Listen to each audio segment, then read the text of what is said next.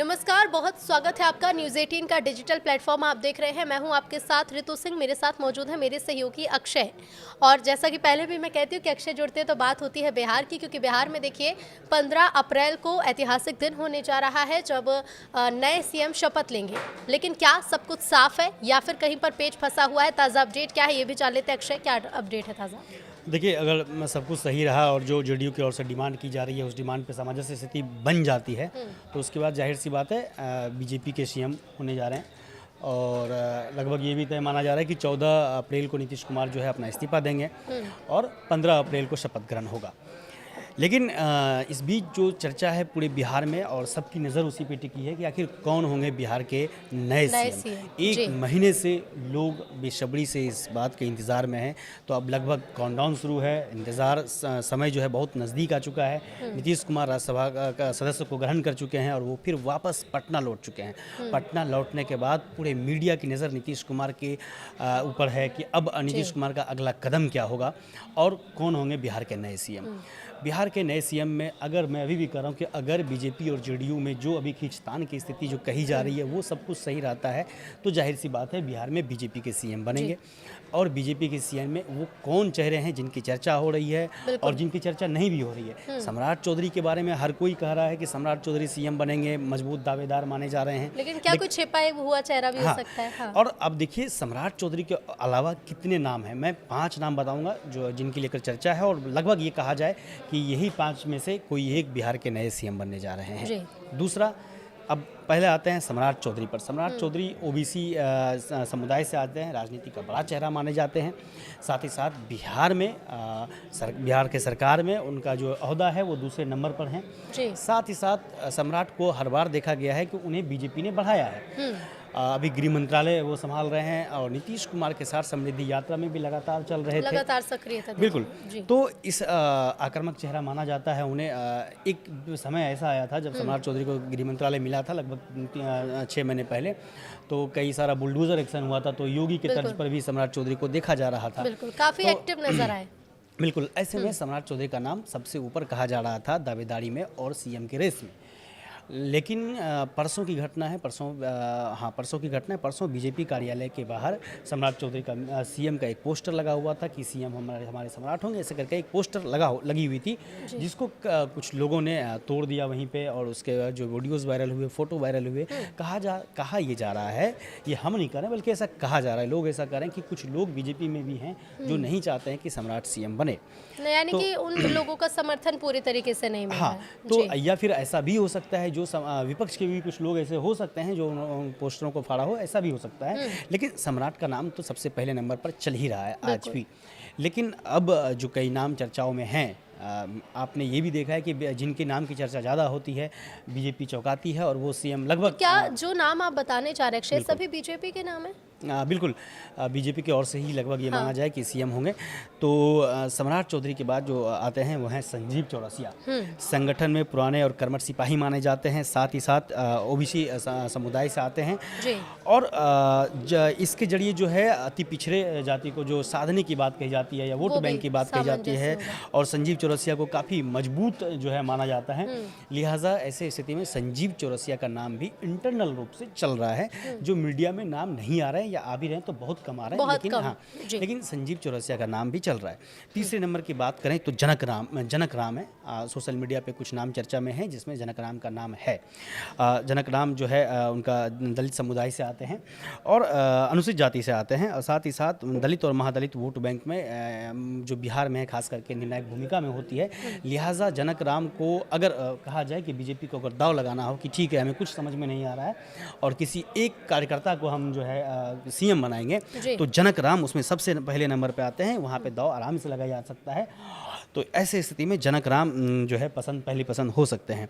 लेकिन अगर बीजेपी महिलाओं की ओर से देखा जाए तो 2 महिलाओं के नाम चर्चा में है। पहला नाम श्रेयसी सिंह है, राजपूत समुदाय से आते हैं और साथ ही साथ युवा हैं, महिला हैं, अभी बिहार में खेल मंत्रालय में उनको मिला हुआ है। श्रेयसी सिंह सोशल मीडिया पे भी काफ़ी चर्चा में रहते हैं। और अगर अभी सोशल मीडिया पर या फिर मीडिया में कम, लेकिन सोशल मीडिया पे अगर चर्चा है तो सम्राट चौधरी के बाद श्रेयसी सिंह की चर्चा ज़्यादा हो रही है। सम्राट श्रेयसी सिंह को भी दिल्ली बुलाया गया था, लिहाजा इनकी भी चर्चा है।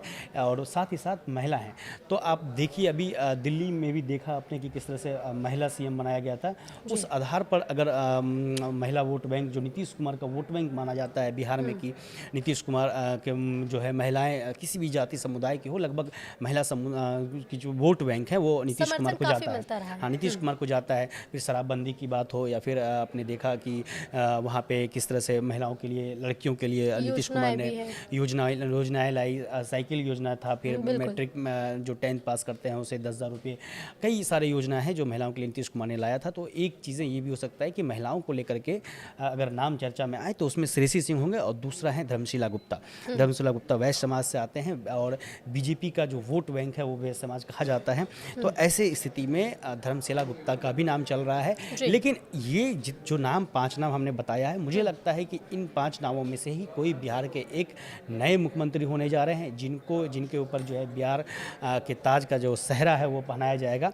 धर्मशिला गुप्ता का चर्चा अभी कहीं नहीं का है, यानी कि आप ऐसे देख सकते हैं मीडिया में कहीं नहीं कही जा रही कि धर्मशिला गुप्ता चर्चाओं में है। लेकिन कई बार बीजेपी की तरफ से होता है कि नाम अक्सर चौंकाते, जो नाम कहीं चर्चा में नहीं होता, अचानक वो फिर सीएम बनकर सामने आ जाते हैं। बिल्कुल, मुझे लग रहा है कि धर्मशिला गुप्ता का भी नाम चर्चा में मतलब मुझे लग रहा है धर्मशिला गुप्ता हो सकती हैं। बिहार में महिला मोर्चा के उपाध्यक्ष हैं धर्मशिला गुप्ता, साथ ही साथ राज्यसभा सांसद हैं।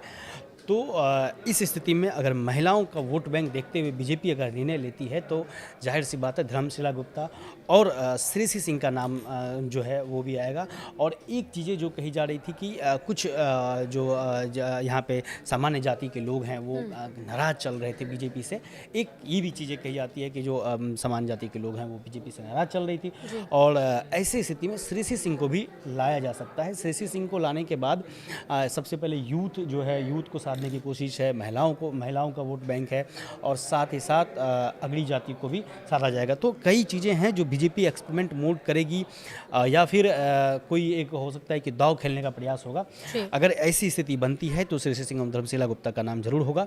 लेकिन अगर अब तक जो नाम चर्चा में थी, सबसे पहले नाम चल रहा था सम्राट चौधरी का, वो पहले नाम से अब मुझे लगता है कि वो रेस में तो चल रहे हैं, लेकिन उनके साथ साथ अब कुछ और भी नाम है, कुछ और भी नाम है जो बिल्कुल, जो पहले बात चल रही थी विजय सिन्हा को लेकर के चर्चाएं चल रही थी कि विजय सिन्हा हो सकते हैं, और भी कई नाम चर्चाएं में थे। नित्यानंद राय के नाम चल रहा था। तो मेरे ख्याल से इन नामों को अब कहीं ना कहीं ये नाम रेस में नहीं है। और ये जो 5 नाम मैं बता रहा हूँ कि लगभग मुझे लग रहा है कि ऐसा कि इन 5 में से कोई एक बिहार के मुख्यमंत्री बनने जा रहे हैं। बिल्कुल, ये तो 5 नामों की आपने चर्चा की अक्षय, ये काफ़ी क्योंकि इसे हम कह सकते हैं क्योंकि मीडिया में ये नाम नहीं चल रहे हैं जो आप नाम बता रहे हैं। लेकिन इन नामों को लेकर अगर बीजेपी के जो कार्यकर्ताओं का समर्थन देखें, या फिर कह सकते हैं कि जेडीयू का समर्थन देखें, तो इन सभी नाम में से क्या कोई ऐसा नाम है जिसे लेकर जेडीयू का समर्थन ना मिल रहा हो, यानी कि सहमति ना मिल रही हो? देखिए, दो नाम तो मैं आसानी से देख पा रहा हूँ यहाँ पे। 2 नाम ऐसे हैं जिन्हें बीजेपी का भी समर्थन है, जेडीयू का भी समर्थन कहा जा रहा है।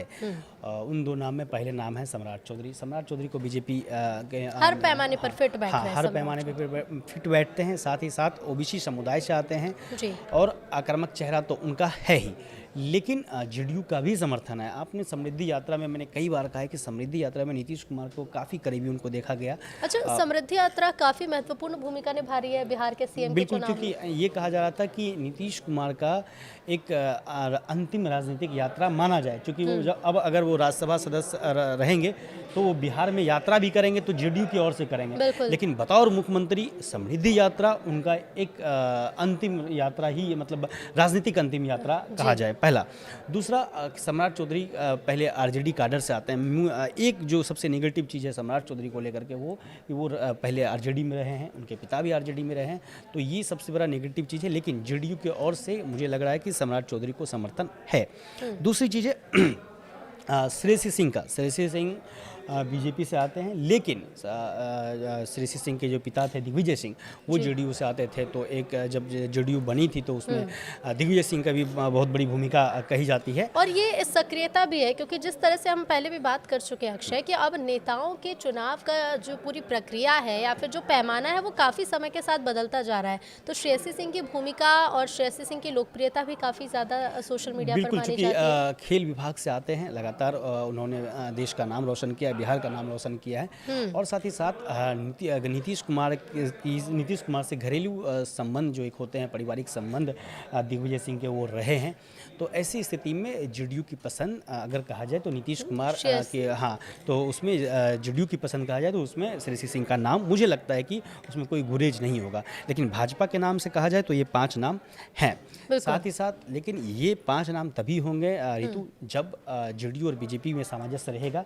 जो खींचतान की बात लगातार सामने आ रही थी, जो ये कहा जा रहा है कि क्योंकि यहाँ पर सिर्फ बीजेपी या फिर सिर्फ जेडीयू नहीं, क्योंकि यहाँ पर एनडीए है। हाँ, इसलिए बहुत ज़रूरी है कि जो दोनों दल हैं और आपके और भी जो आंशिक दल हैं जो आपको सहयोग करते हैं, सभी का समर्थन है। देखिए, एनडीए के और जो घटक दल हैं उनका कहीं ना कहीं झुकाव वो बीजेपी की तरफ ही होता है। चाहे फिर वो चिराग पासवान की बात करें, फिर या फिर जीतन राम मांझी की बात करें, तो उपेंद्र कुशवाहा की बात करें, तो लगभग का झुकाव जो है बीजेपी की तरफ है। लेकिन जेडीयू यहाँ पे बहुत महत्वपूर्ण भूमिका में रहेगी। और इतने सालों के बाद जो इतना अपना मुख्यमंत्री पद है वो जेडीयू छोड़ने जा रही है। तो ऐसी स्थिति में जेडीयू भी कई अपनी डिमांड जो है वो रख रही है। अब सवाल है कि बीजेपी उस डिमांड को मानेगी कि नहीं। कहा यह जा रहा है कि जेडीयू जो है वो गृह मंत्रालय मांग रही है, या फिर आप ऐसे कह सकते हैं कि जो प्रशासनिक जो जितने भी विभाग हैं वो बीजेपी जो है जेडीयू जो है अपने हाथ में तो क्या जब शपथ ग्रहण होगा अक्षय, तो नए मुख्यमंत्री के साथ और भी कई मंत्री भी शपथ ले सकते हैं? हाँ, मतलब देखिए, जब जाहिर सी बात है कि जब शपथ ग्रहण होगा तो उसमें कई और मंत्री भी शपथ लेंगे। लेकिन जो सबसे जहाँ सबकी नज़र होगी तो वहाँ सबसे पहले सीएम होंगे, डिप्टी सीएम होंगे। जो फॉर्मूला अब तक ये कहा जा रहा है कि जो सीएम होंगे वो बीजेपी से होंगे, 2 डिप्टी सीएम जेडीयू से होंगे ही। तो अगर नाम चर्चा में तो हमने 5 नाम का जिक्र कर ही लिया बीजेपी से। डिप्टी सीएम की बात करें तो उसमें निशांत कुमार तो हैं ही, साथ ही साथ विजय सिन्हा का नाम सामने आ रहा है। बिल्कुल, अब देखना होगा अक्षय कि 15 अप्रैल का दिन जो ऐतिहासिक दिन होने जा रहा है, किसे चुना जाएगा सीएम और फिर डिप्टी सीएम, दोनों बिहार के कौन होते हैं और किस तरह का सामंजस्य होगा, और उसके बाद बिहार में क्या बदलाव होगा, इस पर सबकी नज़रें। बहुत शुक्रिया अक्षय आपका जुड़ने के लिए और बातचीत में भाग लेने के लिए।